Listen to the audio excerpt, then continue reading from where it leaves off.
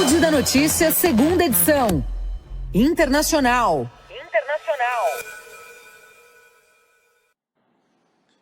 Muito bem, 17 horas e 48 minutos. Vamos agora com as notícias do mundo, né? Olha só, as Nações Unidas propuseram aí um plano de emergência para Cuba, que prevê aí o monitoramento rigoroso do consumo de combustíveis lá na ilha. Paralelamente, avançam aí negociações com os Estados Unidos para viabilizar a importação de energia com fins humanitários.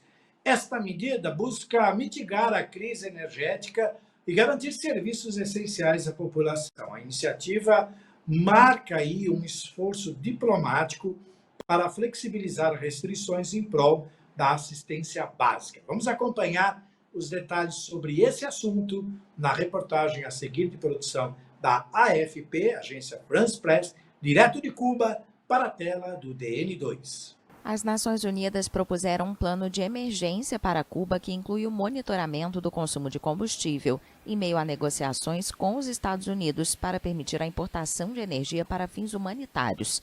O plano, com um orçamento de mais de 94 milhões de dólares, quer garantir a continuidade dos serviços essenciais para os mais vulneráveis do país, no contexto de uma crise energética e econômica. O coordenador da ONU em Cuba alertou que, se a situação continuar sem solução, o país poderá enfrentar graves consequências. Se a situação atual continuar e as reservas de combustível do país se esgotarem, sim, tememos uma deterioração acelerada com possível perda de vidas. A crise energética se agravou desde janeiro, quando o presidente dos Estados Unidos, Donald Trump, impôs um embargo de petróleo de fato à ilha, dificultando o acesso ao combustível.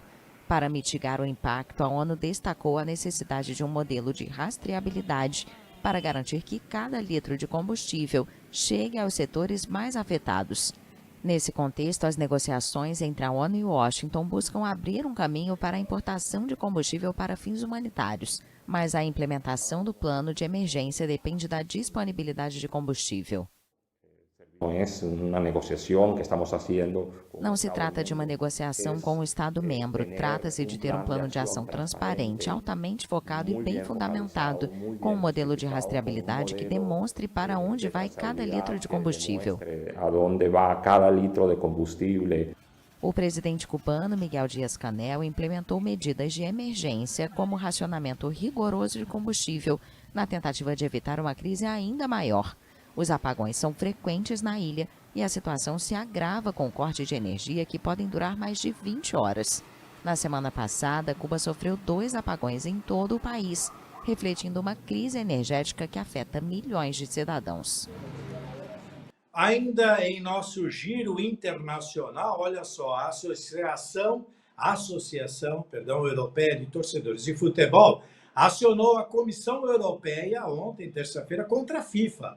A ação judicial questiona aí os preços consideráveis, exorbitantes dos ingressos para a Copa do Mundo de 2026. O grupo alega abuso de poder econômico e cobra medidas para garantir o acesso dos fãs ao torneio. A entidade máxima do futebol ainda não se manifestou sobre o processo que pode impactar a política tarifária da competição. Vamos novamente com outra reportagem da AFP para a tela do download, falando sobre os torcedores que denunciaram a FIFA, a Comissão Europeia, por preços elevados dos ingressos da Copa. Na tela do DN2. A Associação Europeia de Torcedores de Futebol denunciou nesta terça-feira a FIFA, a Comissão Europeia, devido aos preços elevados dos ingressos da Copa do Mundo de 2026. De acordo com a ação judicial, os valores dos ingressos para a Copa do Mundo de 2026 são exorbitantes.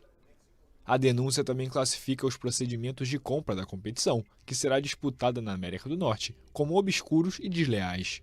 Em conjunto com a Euroconsumers, uma organização que defende os direitos dos consumidores, a associação acusa a FIFA por ter abusado da sua posição de monopólio. A associação afirma que os ingressos mais baratos para a final de 19 de julho em Nova Jersey custam $4.185, 7 vezes acima do valor cobrado na decisão do Mundial de 2022 no Catar. Nesta primeira Copa do Mundo ampliada para 48 seleções, serão 104 partidas no total, e os preços dispararam para os jogos de maior demanda, com ingressos a pelo menos US$ 200 quando envolvem as principais seleções. Na plataforma oficial de revenda da FIFA, alguns ingressos para a final chegam a US$ 143.750. O presidente da FIFA, Gianni Infantino, argumentou que os preços dos ingressos são consequências da alta demanda. A Federação de Futebol anunciou que quase 7 milhões de ingressos foram colocados à venda. Cada torcedor pode comprar no máximo 4 entradas por partida e um total de 40 para todo o torneio. E olha, já que a gente está falando de FIFA e Copa do Mundo, neste momento o Brasil enfrenta a França num amistoso, um dos últimos amistosos aí antes da Copa. O técnico brasileiro Ancelotti está testando uma equipe para levar para a Copa. Estamos no intervalo e o Brasil está perdendo para a França por 1-0. O gol foi marcado pelo Mbappé aos 31 minutos do primeiro tempo. Estamos no intervalo, vamos ver se o Brasil dá uma virada aí. Durante o editorial eu vou passando aí o placar. Mas, obviamente, você tem condição de acompanhar aí pelas multiplataformas e tudo mais. Mas o Brasil, no amistoso, está perdendo aí. Todo mundo cobrando o Neymar. Mas ao preço que está esse ingresso, eu acredito que muita gente não vai querer assistir os jogos da Copa presencialmente. Talvez pela televisão.